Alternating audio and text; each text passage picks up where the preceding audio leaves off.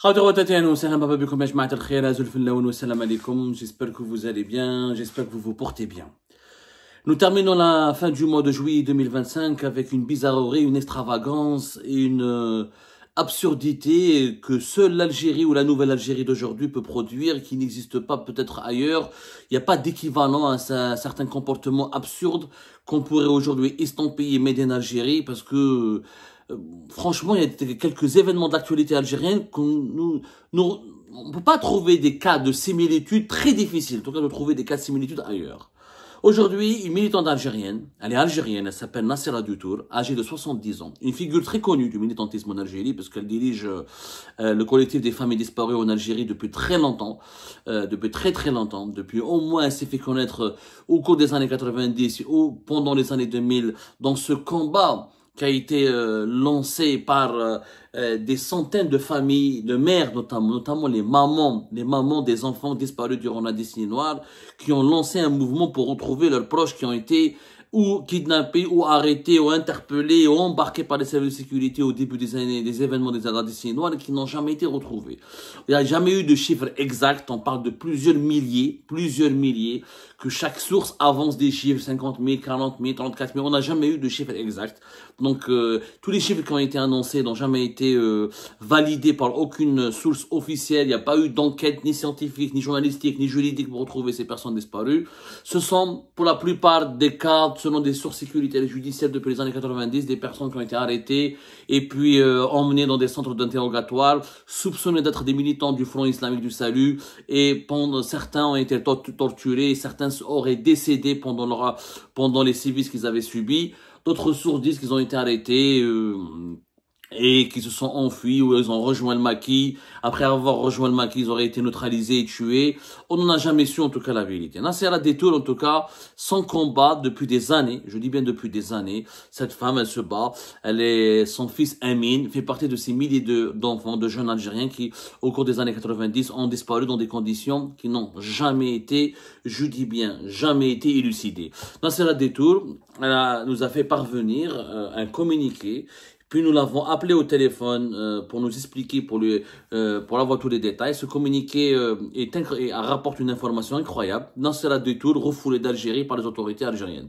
On m'a expulsé de mon propre pays. Le 31 juillet, le communiqué date du 31 juillet, la mésaventure de Nassera Dutour à l'aéroport d'Alger s'est produite et survenue le 30 juillet 2025, avant-hier, à l'aéroport d'Alger Ouali Boumediene. Nassera Dutour est une franco-algérienne. Ça a une histoire très connue à la Kulli Hal. C'est une franco-algérienne. Elle est née à Marseille en 1955, mais elle a vécu toute sa vie pratiquement en Algérie, puisque sa famille sont retournés vivre en Algérie en 1965, juste après l'indépendance. Elle avait 10 ans. Donc elle a grandi, étudié et vécu essentiellement en Algérie. Après, elle a eu pas mal de péripéties familiales qui lui ont permis et qui l'ont obligée à garder une passerelle, ou à bâtir une passerelle entre l'Algérie et la France. Mais on va dire, elle a toujours vécu entre les deux pays. Elle n'a jamais été française jusqu'aux années 90. Durant les années 90, elle a été naturalisée française. Mais elle est restée algérienne, elle a le passeport algérien, elle est une ressortissante algérienne. Elle a créé le collectif des familles disparues en Algérie. Ce comité a été créé en 1998 en France et en Algérie. En Algérie, elle n'a jamais été... son association, la CFDA, n'a jamais été reconnue par les autorités algériennes. Ceci dit, ce collectif, il a toujours été toléré. Il a un bureau à Alger, avec 3 salariés, avec des dizaines de femmes, de mères, de personnes disparues qui se regroupaient. Il faisait des manifestations régulièrement en Algérie. C'était toléré parce que c'était un drame familial et humain, et ils sont l'illustration, en tout cas les familles des enfants disparus, ou les familles des victimes de disparition forcée, ou les familles des disparus en Algérie, ont toujours symbolisé la tragédie de la décennie noire. Donc ils n'ont jamais été tolérés, ils n'ont jamais été agréés, ou l'association, l'ONG ou l'association n'a jamais été accréditée, n'ont jamais été autorisés, mais ils ont toujours été acceptés, tolérés parce que c'est des femmes, et tout le monde est sensible à leur douleur. Même les gendarmes, les policiers, les forces de l'ordre, les services secrets. Maloufine, Nassera Dutour, elle est connue. Les autres membres de l'association de le collectif des familles des disparus en Algérie sont connus, etc. Bon, après, Nassera Dutour, elle a internationalisé le combat de ces mères des familles des disparus. Elle a intégré la fédération euro-méditerranéenne contre les disparitions forcées. Elle travaille au niveau de plusieurs organismes. Elle collabore avec plusieurs organismes liés aux Nations Unies. Donc c'est devenu une militante, elle est devenue l'ambassadrice de ces femmes, de ces mamans, de ces familles des disparus des années 90 qui n'ont jamais trouvé la vérité, qui n'ont jamais trouvé leurs proches et qui n'ont jamais découvert la vérité. Parce qu'on leur a jamais dit la vérité sur le devenir, sur le sort de leurs proches qui ont disparu dans des circonstances, encore une fois, jamais élucidées durant les années 90. Nassera Ditour, elle vit en France depuis 2018. Elle a vendu sa maison, etc. Elle a quitté, elle réside principalement en France. Mais elle fait chaque fois des allers-retours entre l'Algérie et la France. Je l'ai eu au téléphone, elle m'a confirmé qu'elle était là au début de l'année 2025, qu'elle était en Algérie en mai 2025, et que depuis la crise politique de 2019, il faut savoir qu'elle a eu elle était surveillée, elle était pistée, elle était inquiétée très timidement durant le régime de Bouteflika. Mais depuis la crise politique de 2019, comme tous les militants, comme tous les activistes algériens, comme tous les partisans et défenseurs des droits de l'homme, parce qu'elle, d'abord, c'est une militante des droits de l'homme, la lutte contre la disparition forcée ou les détentions arbitraires ou la tragédie des années 90, elle s'inscrit aussi dans le combat des militants pour les droits, dans le combat de la défense des droits de l'homme. Donc, elle est une défenseuse ou une militante de la cause des droits de l'homme en Algérie. Elle a toujours pu circuler le plus librement sur le territoire algérien. Depuis 2019, comme tout le monde, encore une fois, comme tous les activistes, les défenseurs des droits de l'homme, les journalistes indépendants, les figures politiques, quand elle passe par un poste de frontalier, par l'aéroport ou par un port, notamment, elle prend surtout l'avion pour voyager, faire des va-et-vient entre l'Algérie et la France, elle est ralentie, elle est retenue pendant 1 heure au niveau des aéroports algériens. Pourquoi? Parce que lors des opérations de contrôle par la PAF, la police aux frontières, elle a une fiche. Comme tout le monde, il y a des millions d'Algériens qui ont des fiches. Les opposants, leurs familles, leurs proches, les journalistes indépendants, les activistes du Hirak, les défenseurs des droits de l'homme, toutes les personnalités publiques engagées dans un domaine où il y a des critiques contre la gestion du pays par le pouvoir actuel, ils sont soumis à ce qu'on appelle le dispositif du signalement. Elles sont signalées. Quand tu passes par un poste de la PAF, la police aux frontières, les policiers demandent à la personne signalée d'attendre, de patienter, ils lui posent des questions sur son état civil, son travail, ses activités, etc. Ils attendent un fax ou un appel téléphonique de la hiérarchie de la DGSN pour leur dire, voilà, cette personne est autorisée à rentrer au territoire, vous pouvez lui foutre la paix, ou sinon, si elle est signalée, elle peut être arrêtée, conduite vers un commissariat, ou la remise au service secret, ou la remise à un autre service de sécurité, et elle pourrait être inquiétée, placée en garde à vue, présentée devant des juges, ou emprisonnée. Mais généralement, les personnes signalées, juste sont contrôlées de façon plus approfondie, plus accentuée, et à la fin, au bout d'une heure, ils sont relâchés, ils peuvent rentrer, ils peuvent quitter l'aéroport, et à la sortie, la même chose, ils sont signalés, on leur pose des questions, une fouille, un petit interrogatoire, et on attend le feu vert pour leur permettre de quitter le territoire national. Ça se passe comme ça, toujours ça se passe comme ça. Maintenant, Nassera Dutour, cette fois-ci, elle a eu la désagréable surprise d'être retenue pendant 3 heures. C'est beaucoup plus que d'habitude. Selon le témoignage, elle est arrivée donc à 16h30 heure algérienne. Elle a été retenue pendant 3 heures par la police, par les éléments de la police aux frontières. Plusieurs responsables de la police de la PAF à l'aéroport d'Algérie, l'aéroport international d'Alger viennent la voir. Ils lui posent des questions. Elle n'a pas été soumise à une audition. Il n'y a pas eu d'audition. On lui pose juste des questions, les mêmes questions par 2-3 responsables de la PAF.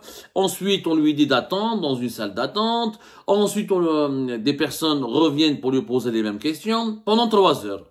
Suspense. Et elle leur disait qu'est-ce qui se passe. Et eux, les responsables de la PAF, naturellement, ce ne sont que des exécutants, les agents de la PAF, même s'ils sont les officiers de la PAF, de la police aux frontières, ils attendent ou un fax, ou un feu vert, ou un appel téléphonique pour pour savoir comment ils doivent traiter le cas de cette militante, Nassera Dutour, présidente, encore une fois, je rappelle, de le collectif des familles disparues.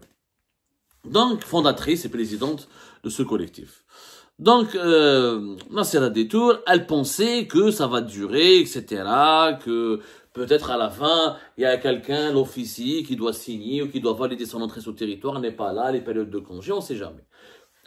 À la fin de ces 3 heures de suspense, de questions répétitives et d'auditions déguisées, d'interrogatoires non assumés, les policiers de la PAF vont lui demander de les suivre, ils vont courir, ils vont se hâter, comme on dit, c'est-à-dire ils vont accélérer, ils vont lui demander de prendre toutes ses affaires, de récupérer tous ses bagages, pour la mettre dans un autre avion.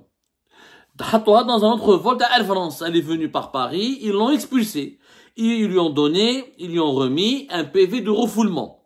Un PV de refoulement. Donc Nassera Détour, algérienne, a été refoulée du territoire algérien alors qu'elle est algérienne, alors qu'elle a le passeport algérien, alors qu'elle est ressortissante algérienne, sans aucune explication, sans aucune notification, sans aucune enquête, sans qu'elle rencontre un juge, sans qu'elle voit rien.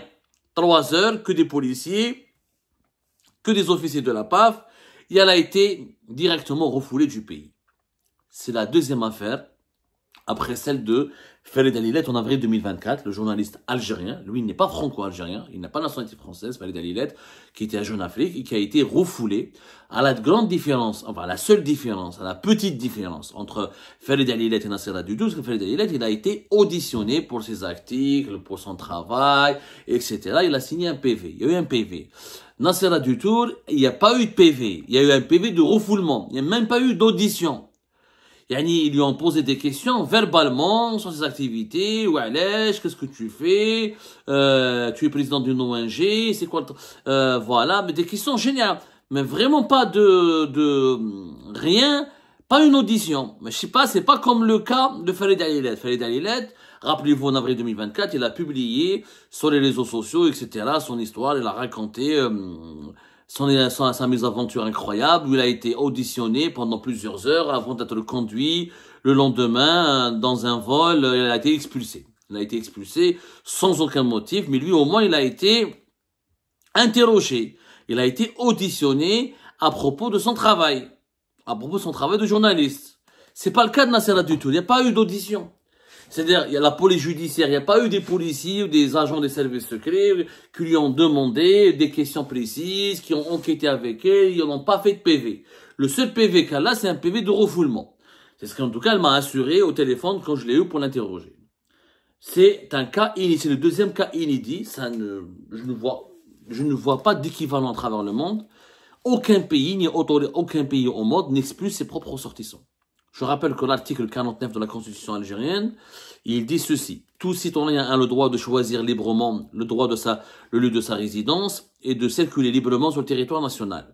Le droit d'entrée et de sortie du territoire national lui est garanti. Toute restriction à ces droits ne peut être ordonnée que pour une durée déterminée par une décision motivée de l'autorité judiciaire. C'est l'article 49 de la Constitution algérienne de 2020. Claire, nette et précise. Un Algérien, une Algérienne, il a le droit de quitter, de sortir de son pays, du territoire national comme il veut, il a le droit de s'établir à l'étranger ou sur le territoire national, ou là où il veut.